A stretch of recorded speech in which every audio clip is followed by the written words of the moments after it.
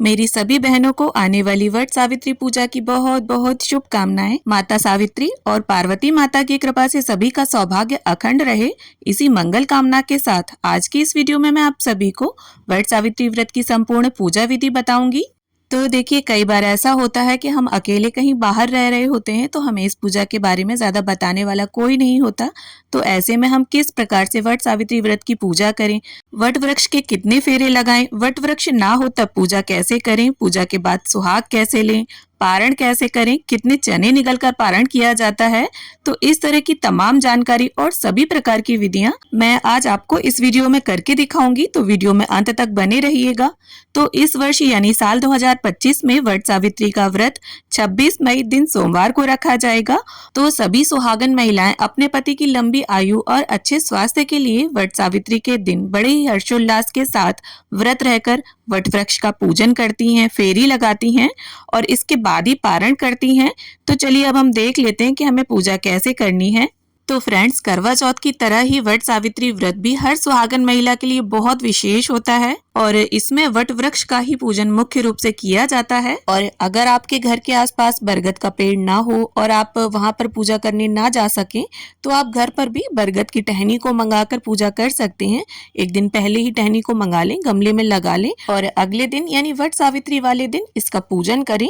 तो देखिए, वट सावित्री वाले दिन आप सुबह सवेरे उठकर स्नान आदि कर लें और पूरे 16 श्रृंगार कर लें, पैरों में महावर लगा लें, हाथों में एक दिन पहले ही मेहंदी लगा लें और पूजन के लिए जिस बरगद को भी आप चुनें वो जितना प्राचीन हो, जितना पुराना हो उतना ही अच्छा। आप देख सकते हैं इस बरगद में देखिए जटाएं निकली हुई हैं, तो कम से कम जटाएं निकली हुई होनी चाहिए। और वैसे भी ऐसा बोला जाता है कि कम से कम 12 वर्ष पुराना बरगद हो, उसी की हमें पूजा करनी चाहिए। तो यहाँ पर देखिए, बरगद के पेड़ के आसपास थोड़ी सी साफ सफाई करने के बाद अब मैं यहाँ पर मंदिर है तो जल भर लूंगी। और अगर जहाँ पर आप जा रहे हैं वहाँ जल की व्यवस्था ना हो तो आप जल अपने साथ लेकर जाएं, क्योंकि जब भी हम किसी देव वृक्ष का पूजन करते हैं तो सबसे पहले हमें उसे सींचना चाहिए। तो इस तरह से देखिए, पेड़ के चारों तरफ घूमते हुए हम जल सींच देंगे। और देखिए, इस पूजा में बरगद के पत्ते को गहने के रूप में पहना जाता है। तो आप इस प्रकार से अपने जूड़े में या चोटी में एक बरगद के पत्ते को लगा लें और इसके बाद देखिए बरगद के एक पत्ते का हम आसन देंगे। और सबसे पहले देखिए, किसी भी पूजा में गौरी गणेश का पूजन किया जाता है तो यहाँ पर सुपाड़ी में मोली धागा को लपेटकर हमने गौरी गणेश की स्थापना कर ली है। आप चाहें तो बरगद के आसपास की मिट्टी जो होती है वो भी एकदम पवित्र होती है, तो उस मिट्टी से भी आप गौरी गणेश की स्थापना कर सकते हैं बनाकर। और साल 2025 में देखिए सोमवार के दिन अमावस्या की तिथि पड़ रही है, तो सोमवती अमावस्या पड़ेगी, इसीलिए ना तो हमें रुई को जलाना है, रुई की बाती नहीं लगानी है दीपक में, और ना ही दीपक में सरसों का तेल डालना है। या तो आप शुद्ध घी डालें दीपक में या फिर तिल का तेल डाल सकते हैं। तो यहाँ कच्चे सूत की मैंने बाती बना ली है और दीपक को तैयार कर लिया है। और एक प्लेट में पुष्प, अक्षत या थोड़े तिल डालकर हम इस प्रकार से धूप दीप रखकर प्रज्वलित कर लेंगे। अब देखिए, वट सावित्री के पूजन में ऐपन का बहुत अधिक महत्व होता है। तो चावल के आटे में थोड़ी सी हल्दी और पानी डालकर इसे बनाया जाता है, या फिर आप चावल को रात में भिगोकर सुबह इसमें थोड़ी सी हल्दी और पानी डालकर पीस कर इसे तैयार कर सकते हैं। अब देखिए, वट सावित्री जैसा कि नाम से ही पता चलता है, सावित्री माता ने सबसे पहले इस व्रत को रखा था। और सत्यवान सावित्री माता के पति जो है वो अल्पायु थे और सावित्री माता ने इस व्रत पूजन को करके यमराज जी से अपने पति के प्राण वापस लिए थे। तो बरगद के पेड़ पर इस ऐपन से हम माता सावित्री और सत्यवान जी का इस प्रकार से चित्र बना लेंगे। तो आपसे जैसे भी बने थोड़ा सा हाथ पैर बना दें, उनका मुख बना दें। अब इसी ऐपन से बरगद के पेड़ पर हमें अपने हाथों के थापे लगाने होते हैं। तो आप 5-7 इस तरह से बरगद के पेड़ पर थापे लगा दें। अब अगर आपके पास वट सावित्री व्रत कथा की किताब है तो उसे भी पूजा में रखें। अब देखिए, हर जगह पूजा का और भोग प्रसाद का नियम थोड़ा थोड़ा अलग होता है। तो अगर आपके यहाँ खोइचा लिया जाता है तो इस तरह से जो भी भोग प्रसाद आप लेकर आए हैं अपने पल्लू में आपको इसे रखना होता है। और अगर आपके घर पर बड़े बूढ़े हैं तो वही खोइचा देते हैं, और अगर नहीं है तो आप इस तरह से अपने आप भी इसे ले सकते हैं। जो भी भोग प्रसाद आप चढ़ाने के लिए लेकर आए हैं थोड़ा थोड़ा सा लेकर इसे अपने आंचल में रख लें और बांध लें। अब जल और फूल की सहायता से स्नान की भावना से हम गणपति जी, गौरी माता, सत्यवान जी, सावित्री माता सभी को छींटा दे देंगे। और वस्त्र की भावना से यहाँ गणपति जी और गौरी माता को हम कलावा समर्पित कर देंगे। और सत्यवान जी और सावित्री माता को कोई भी आप लाल पीला नया वस्त्र अर्पित कर सकते हैं। या फिर आप चुनरी भी अर्पित कर सकते हैं। तो सत्यवान जी और सावित्री माता हमने एपन से बनाई है, आटा है, तो आप देख सकते हैं वस्त्र जो है कितनी आसानी से चिपक जा रहा है। अब इसके बाद हम सभी को सिंदूर से टीका करेंगे। गणपति जी, गौरी माता को, सत्यवान जी और सावित्री माता को, सभी को हम टीका करेंगे। और जो थापे हमने लगाए हैं बरगद के पेड़ पर, उन पर भी हमें टीका लगाना है। तो इस तरह से देखिए सभी पर हम सिंदूर का टीका लगा लेंगे।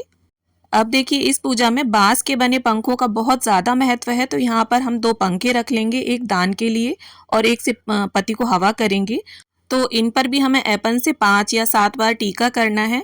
और देखिए ऐसी मान्यता है कि जब सत्यवान जी मूर्छित हो रहे थे तब सावित्री माता ने बांस के पत्तों से ही उन्हें हवा की थी।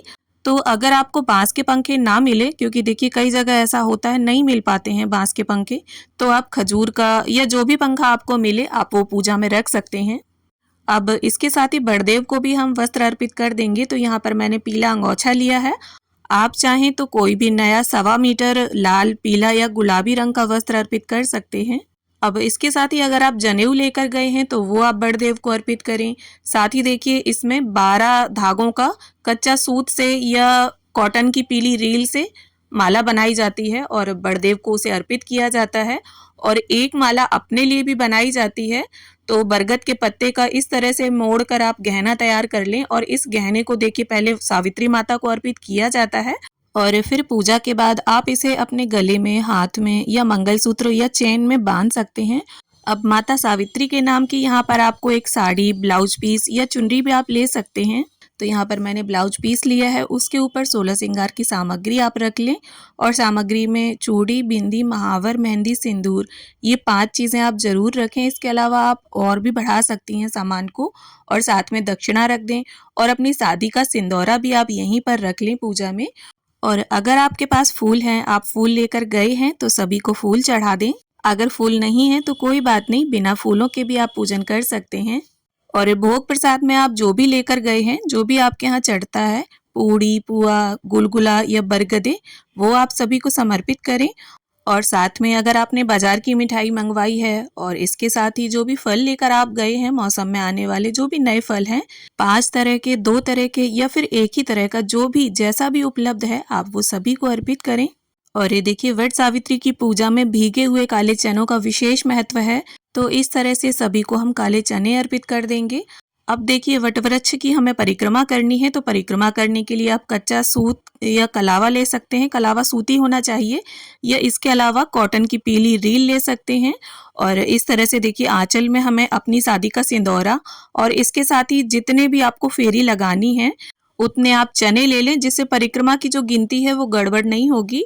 और कच्चे सूत को हमें इस तरह से लपेट देना है वहीं पर, कहीं पर भी आपको गांठ नहीं बांधनी है। और आपका धागा अगर वहीं पर समाप्त हो जाता है तो वहीं आप लपेट दें और चनों से जो परिक्रमा है वो पूरी कर लें। और परिक्रमा करते हुए आप भजन गा सकते हैं। और जितनी बार भी देखिए आप परिक्रमा करेंगे उतनी बार आपको सावित्री माता को सिंदूर अर्पित करना है और एक एक चना वटवृक्ष को अर्पित करते जाना है। और वटवृक्ष की फेरी देखिए जितना आपके शरीर में सामर्थ्य है, जितनी आप फेरी लगा सकते हैं, 5, 7, 9, 11, 21, 51 या सबसे उत्तम अगर आप लगा सकते हैं तो 108 फेरी मानी गई हैं। तो इस तरह से वटवृक्ष की आप फेरी लगा लें और हाथ में थोड़े से चने लेकर अब हम वट सावित्री व्रत की कथा को पढ़ लेंगे। और ये देखिए अगर आप साथ में 2-4 लोग पूजा करने गए हैं तो कोई कथा पढ़ता है, कोई सुनता है, तो काफी अच्छा लगता है। और कथा पूरी होने के बाद जो चने हैं वो वटवृक्ष के समक्ष आप छोड़ दें और फिर इसके बाद कपूर से हम आरती कर लेंगे। और देखिए अगर आप कपूर ना लेकर गए हो तो जो दीपक हमने शुरू में प्रज्वलित किया था उसी से आप आरती कर सकते हैं। और आपको ध्यान रखना है सोमवती अमावस्या है तो रुई नहीं जलानी है, रुई की बाती नहीं लगानी है दीपक में, और ना ही पूजा में सरसों का तेल यूज करना है। तो इस तरह से पूरी पूजा के दौरान, परिक्रमा के दौरान आप सावित्री माता और गौरी माता का ध्यान धरें और अपने पति की लंबी आयु की प्रार्थना करते रहें। अब इसके बाद वट वृक्ष को यहाँ पर हम पंखे से हवा करेंगे और इसी पंखे से फिर हमें अपने पति को भी हवा करनी है। अब इसके साथ देखिए जो भी भोग सामग्री या वस्त्र आपने जो भी अर्पित किए हैं, श्रृंगार की सामग्री जो भी आपने दान के विचार से रखा है यहाँ पर, उसे दक्षिणा के साथ मिलाकर आप किसी भी सुहागन ब्राह्मणी को दान में दे सकते हैं।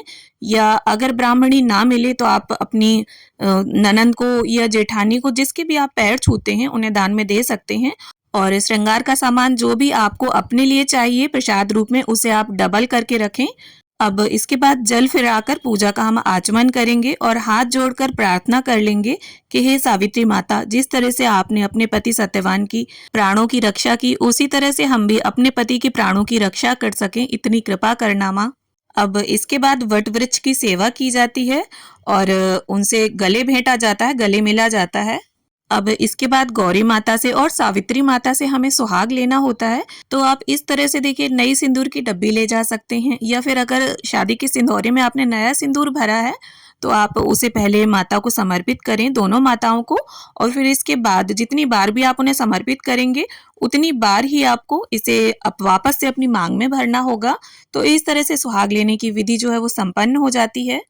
और इस सुहाग की एक दो चीजें अगर आपने डबल चढ़ाई हैं तो उसे माता का आशीर्वाद समझकर आप रख सकते हैं। और ये देखिए, इस व्रत के जगह के हिसाब से रीति रिवाज के नियम थोड़ा अलग हैं, व्रत के नियम अलग हैं।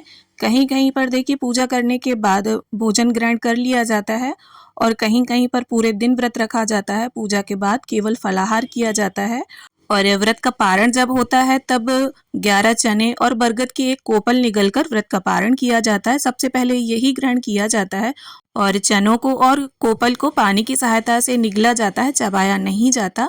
तो उम्मीद करती हूँ वट सावित्री व्रत पूजा की ये विधि आप सभी को जरूर पसंद आए। वीडियो अगर अच्छी लगे, थोड़ी भी पसंद आए तो वीडियो को लाइक करें, शेयर करें और मेरे साथ जुड़े रहने के लिए चैनल को सब्सक्राइब कर लें। तो मिलती हूँ आप सभी से एक नए वीडियो में, तब तक के लिए हरे कृष्णा, राधे राधे।